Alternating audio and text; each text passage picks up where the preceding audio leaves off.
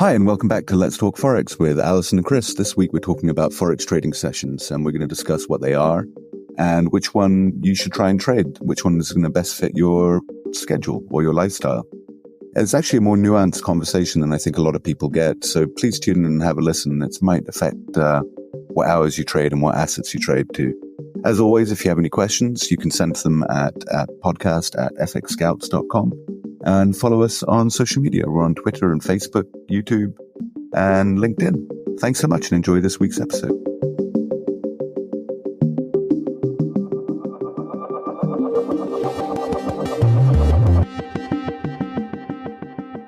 Hey Chris, how are you doing today? Yeah, I'm all right, Alison. I'm in, I was about to say sunny Spain, but it's not sunny. It's wet. It's wet. They have this thing here called the Calima, which is where the Saharan dust storms blow across the Mediterranean, and then it just rains mud for about 3 days here. So it's not just wet; it's really gross. Wow. So your windows must look terrible, hey? Everything, everybody's cars, windows, and of course all the houses here are stucco white walls. Everything is just covered in mud. Oh my word! And what about that? You come in from the outside and you traipse mud through the house, and it's just gross. Oh. It's really gross. It's the side of the Costa del Sol that people don't really talk about. Oh wow! Sure, I actually had no idea that happened. Is it a frequent occurrence? I mean, does it occur every year? Yeah, it happens a few times a year. Oh wow! Yeah, no, it does. It does happen occasionally when it rains. But yeah, it's not something the tourist board shouts about, as you might imagine. No. But I'm sure there's a lot of disappointed tourists here at the moment. But other than that, I'm fine, Alison. How are you? I'm good. Yeah, we actually had a really nice weekend. We went through to PE. I can't say its new name, so excuse me. It's Port Elizabeth. Port Elizabeth. But yeah, that's the name I can say. I can't say the new name that has actually been named. Neither can I. It's got clicks in it. It does have clicks in it. It does. I can't say it either. And my son had a karate competition, so that was a lot of fun. And cool. Ramaphosa actually rocked up on the last day of the karate competition, which was actually really interesting as well. So very cool. A big karate fan, obviously. Yeah, I don't know. I think it was because it was a South African, an international sort of competition, one of the big ones that they have. So I think that's why he came to support it as well, which was cool. Actually really, really good. Awesome. Yeah. So what are we talking about today, Alison? As we mentioned last week, we're going to be talking about which session to trade. And I think it's quite an important question to answer because I think, particularly beginners get a bit confused about the different sessions and when they should be trading. Yeah, exactly. A lot of beginner traders, they hit the market pretty hard when they start, especially when they find out they can trade 24 hours a day, 5 days a week. And they can get a bit excited. And they're going to look at a lot of economic calendars and they're going to trade voraciously on every release of data. And they see the 24-hour day cycle as a really convenient way to trade anytime you want, all day long if you want to. Yeah, but I mean, doing this, often leads to risky over trading behavior, and it leads to burnout. And of course, unlike the stock markets, which have regular business hours, 9 to 5, the Forex market is generally busiest during the normal hours of different parts of the world and their respective time zones. So this means that trading literally lasts all day and all night. Yeah. But there is an alternative to staying up 24 hours a day. And what we're going to go through here is how you can understand the market hours and which market hours are good and how to align those with your goals, your trading goals. And if you can do that, then you're going to have a much better chance of making a decent profit as well as keeping your trading schedule at a more sustainable level. Yeah, exactly. So we've got, as I mentioned, 4 main sessions. So first you have the London or Great Britain session, which opens at 8 a.m. and closes at 5 p.m. GMT.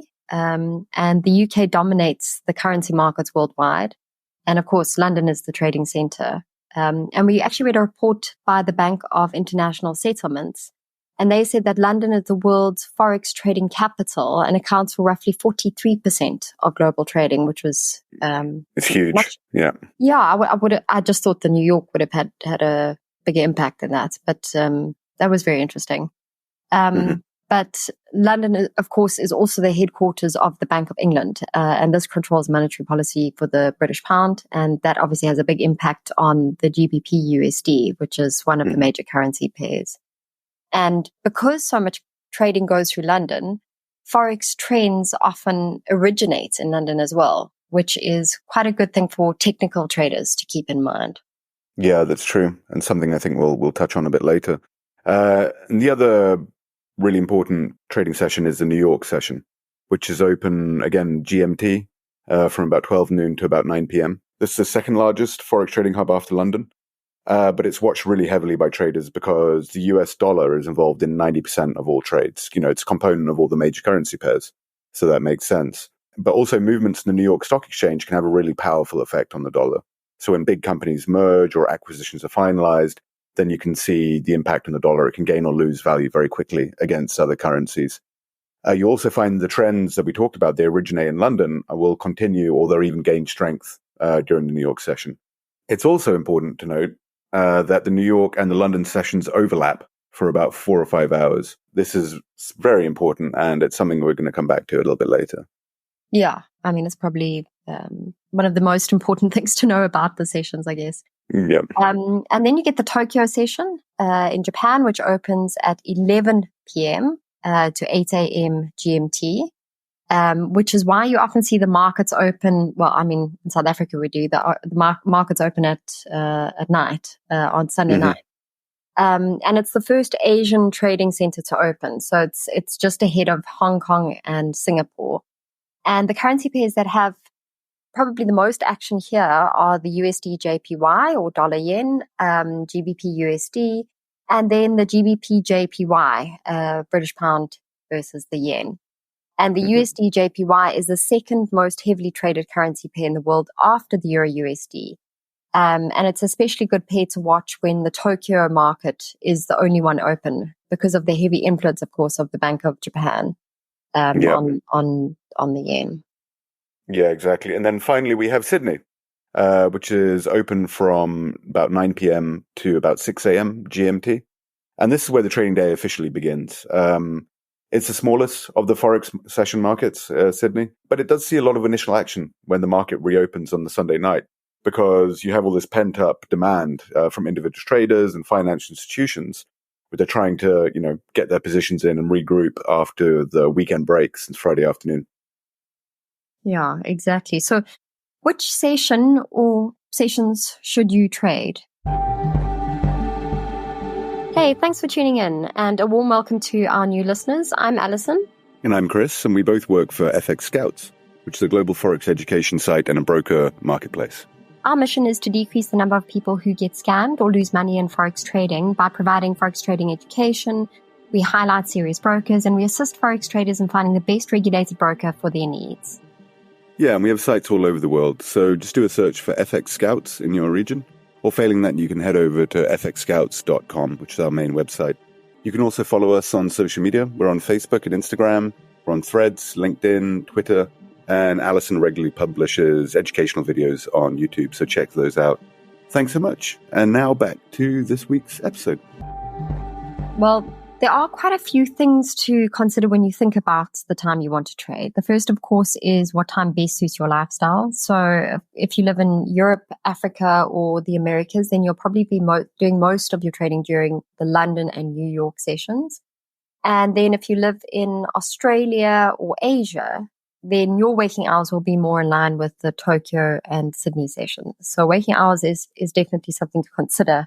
Unless you're a night owl, of course, and have a full-time job and, can afford to stay up all night. But generally, during your waking hours is the wisest time to look at which session to trade. Yeah, and I wouldn't recommend coming home after a long day at work and then trying to trade in the evening. If you work 9 to 5 and then trying to trade from 8 till midnight or something, just because you're going to be tired, after a long day. Yeah. And that's, and you're probably going to make poor trading decisions.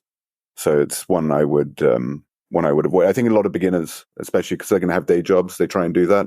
And you're just going to increase your risk-taking behavior by doing it. And not wake up.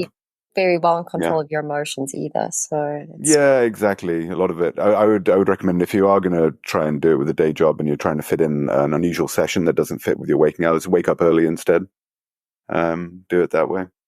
But yeah, the second thing to consider is something we touched on briefly above, which is session crossovers. You see, the best time to trade is when the market is the most active. And when more than one of the four markets are open simultaneously, there are a lot more traders active in the market, which means there is more volatility, and you're going to see more significant fluctuation in price, basically more opportunity to profit.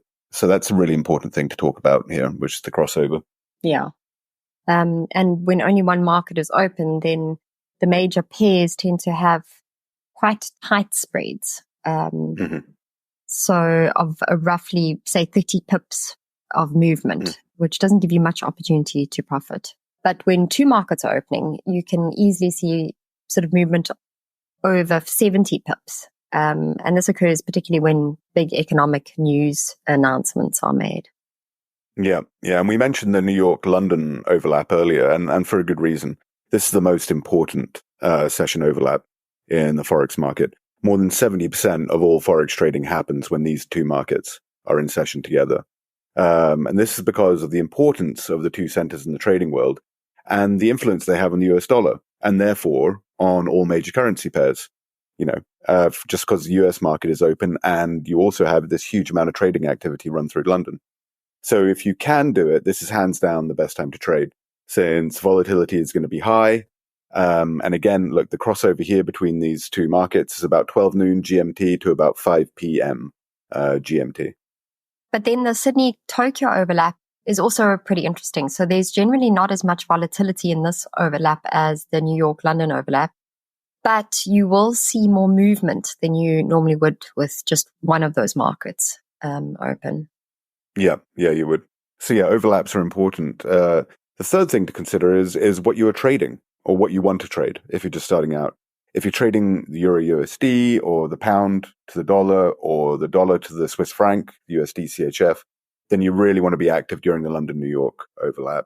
This is also a good time for all the major pairs, just because the sheer volume of the Forex trading that's going on in the market at that moment.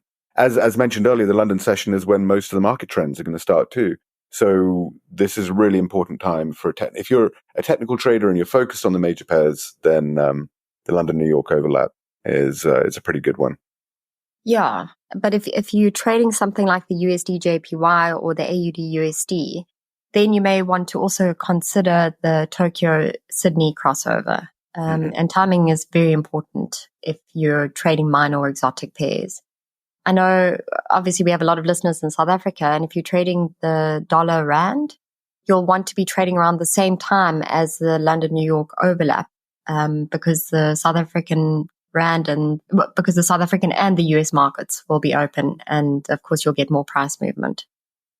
Yeah, so it's really important to think geographically about your trading times. I mean, there's not much point in trading the euro to the pound during the Sydney-Tokyo crossover. There's just not going to be that much price movement. Just there's not much point in trading the Australian dollar to the Japanese yen when the London market is the only one open, because you're not going to see the volatility. Yeah. So the final thing to consider when choosing your session is economic news. So data releases happen all the time. If you look in economic calendar, it's full up. But if there's an important data release that's going to affect the asset you're trading, say the US inflation figures when you're trading the Euro USD, then you want to be awake and you want to be ready and you want to be able to open or close positions when it's released. So, keep an economic calendar handy and then check it to see what news is going to affect you and whether you need to take action. If you're asleep, this might be a little bit more difficult. Yeah, exactly. You don't want to be setting alarms for yourself to wake up just because the Federal Reserve is making an announcement. No. Yeah. So check your economic calendar and think about what assets you're trading and how and what market news how it's going to affect those assets. And if you're regularly finding that the economic news is coming out for your assets when at a bad time for you, then consider shifting your session time a bit into something that's more useful to you when you're trading. Well, thanks so much, Alison. And what are we speaking about next week? Next week, we're going to talk about trading the trend. So we're going to just briefly a few trading strategies and just why trading with the trend is such an important, particularly for beginners, why it's so important not to trade against the trend, basically. Yes. Excellent. I think another really important one. Yeah. Super. Well, I look forward to speaking to you then, Alison. Me You have too. a great week. You too. Thanks, Chris. Bye. Bye.